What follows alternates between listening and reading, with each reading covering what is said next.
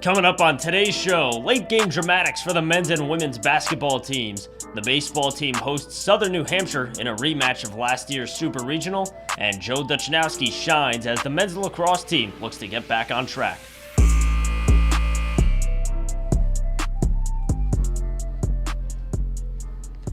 Well, we are officially in March, and the New York Tech women's basketball team is back in the ECC tournament, looking to repeat as champions. But first, they had to go through 6-seeded Bridgeport in the opening round. This was a rematch of last year's quarterfinal round when Tech beat the Purple Knights, so Bridgeport is looking for some revenge. It was a tie game in the third quarter, but Bridgeport started shooting the lights out. Janice Loney hit a couple of threes in the quarter as the Purple Knights took a 12-point lead going into the fourth. So the Bears would have to come back. Shaylee Frierson opens up the quarter with a triple, and on the very next possession, Zoe Amelbert drains a three, but the sophomore is far from done. Down by 8, and Amelbert drains another three to get Tech within 5.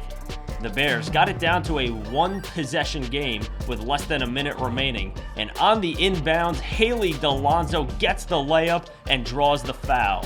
Delonzo would hit a foul shot to tie the game, and now at the end of regulation, the Bears are looking to complete the comeback, and Shaylee Frierson banks it in to put the Bears in front. No timeouts left for Bridgeport, and Meg Nolmeyer knocks it away, and the Bears hang on for the win. Tech ended the game on a 10-0 run, and Kenny Parham couldn't have been more proud of his team. We stuck together. We definitely got some bounces going our way. We definitely didn't draw up that fourth quarter that way. We didn't want to be in that situation. I got to give a lot of credit to the young ladies. They really stuck with it. They played hard, and they didn't give up.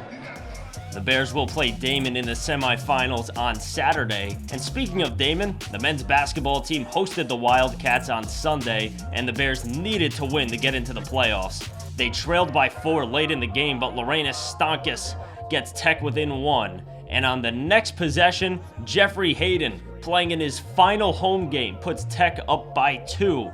Bears hanging on to the lead at the end of regulation, and Joey Wallace goes coast to coast and beats the buzzer.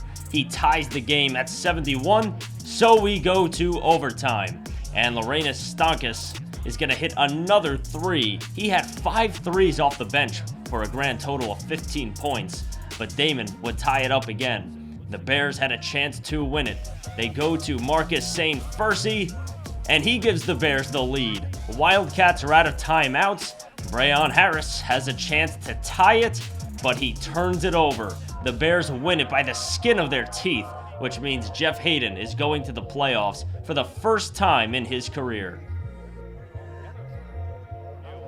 This moment is just surreal. Like right now, I'm just lost at words. But at the end of the day, I'm proud of my team. We lost the game on Friday, and we just came out here and we gave it our all. We literally laid it all out here on the line. Blood, sweat, and tears. First playoff game for Tech in 5 years, and the Bears would have to go on the road to take on 4th-seeded Malloy in the first round. And Jordan Fuchs came out hot. The Indiana transfer had 10 points off the bench in the first half and didn't miss a shot. The Bears led by 3 at the break, but Nick Corbett took over in the second half. The league's second leading scorer finished with 25 points, 19 of them coming in the second half. Tech's season comes to a close, but still a great season for the guys.